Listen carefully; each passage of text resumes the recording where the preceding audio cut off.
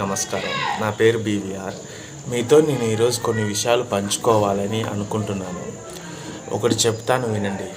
విచ్చలవిడితనము, స్వేచ్ఛ అని చాలామంది యూత్ మగబ్బాయిలు ఫీల్ అవుతుంటారు. అది స్వేచ్ఛ కాదు.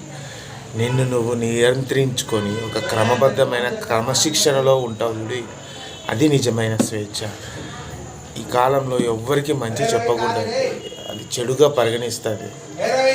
పాపం పుణ్యం అంటే చాలు కర్మేంబడితో వస్తుంది. నీ జీవితానికి ఏది అవసరమో దాన్ని సంపాదించుకో, సంతోషంగా ఉండు. అనవసరమైన విషయాల్లో ఎప్పుడు వేలు పెట్టద్దు, అది మనకే ప్రమాదం అవుతుంది. కొన్నిసార్లు చిన్న చిన్న విషయాలకు మనము తొందరపడడం మంచిది కాదు.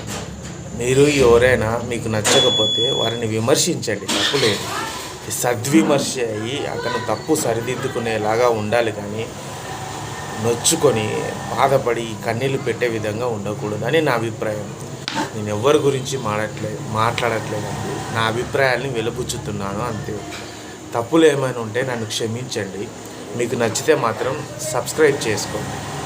ధన్యవాదాలు.